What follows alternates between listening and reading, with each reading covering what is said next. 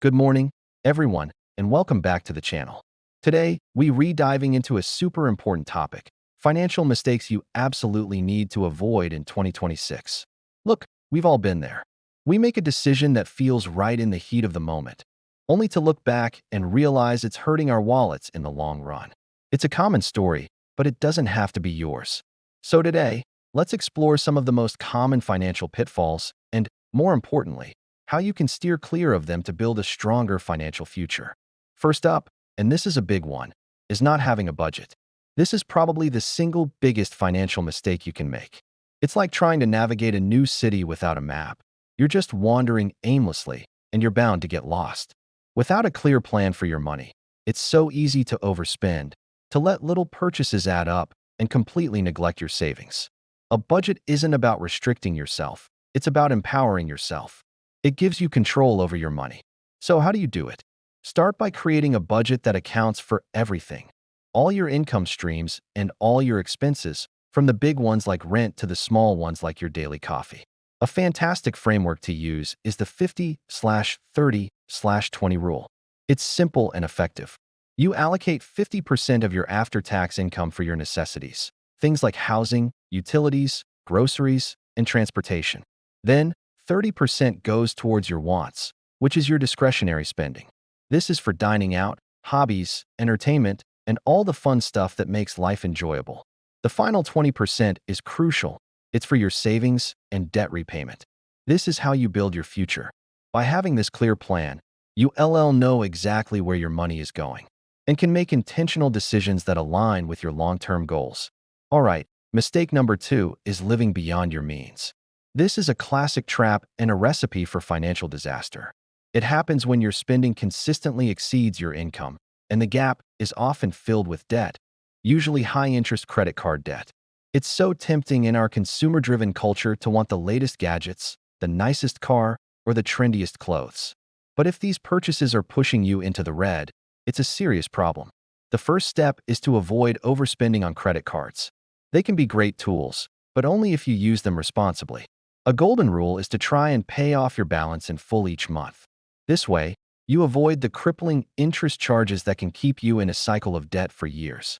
If you're already carrying debt, don't despair. There are proven strategies to get out of it. Consider the debt snowball method, where you focus on paying off your smallest debts first to get quick wins and build momentum. Or you could use the debt avalanche method, where you tackle the debts with the highest interest rates first, which can save you more money in the long run. Whichever method you choose, the key is to have a plan and stick to it. Resisting the urge for instant gratification is tough, but a life free from the stress of high-interest debt is worth it. Next, let's talk about a mistake that can have massive long-term consequences: not investing for retirement. I know, when you're young, retirement can feel like a lifetime away. It's easy to think, I'll start saving later. But this is one of the most costly financial mistakes you can make. The reason is the power of compound interest. It's the interest you earn on your initial investment, plus the interest you earn on the interest. It's a magical snowball effect that can turn small, consistent contributions into a substantial nest egg over time. The earlier you start, the more time your money has to grow. If your employer offers a retirement plan like a 401k, especially with a matching contribution, you need to take advantage of it. An employer match is literally free money. If you don't contribute enough to get the full match, you are leaving money on the table. For example, if your company matches 100% of your contributions up to 5% of your salary, you should be contributing at least that 5%. It's an instant 100% return on your investment. If you're self-employed, look into options like a SEP IRA or a solo 401k. The key is to start early and be consistent.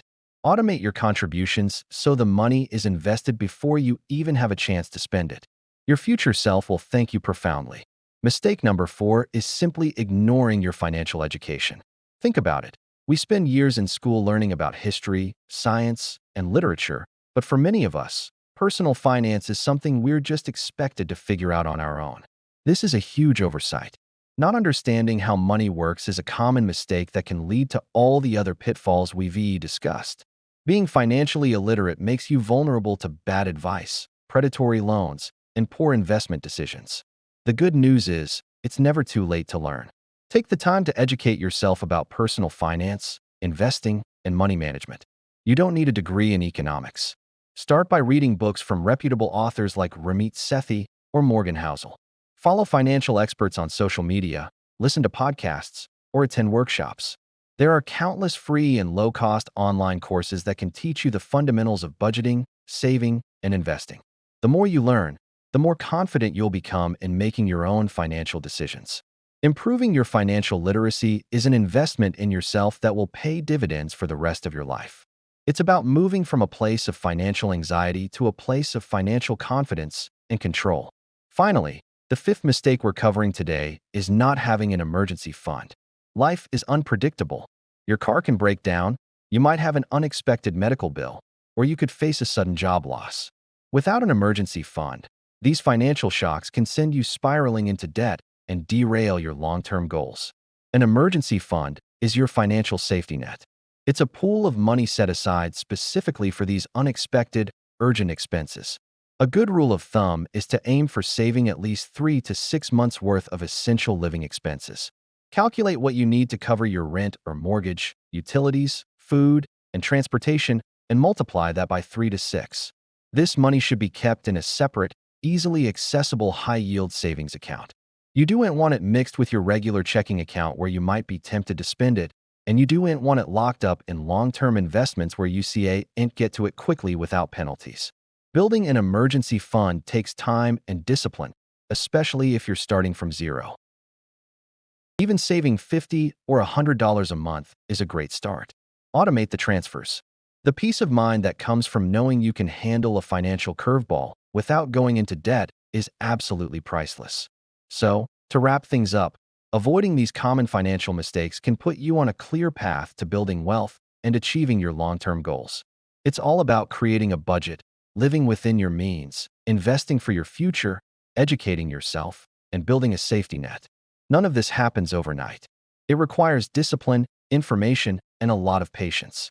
Remember, achieving financial success is a marathon, not a sprint. Take it one step at a time, celebrate your small wins, and stay consistent. You've got this. Thanks for watching today.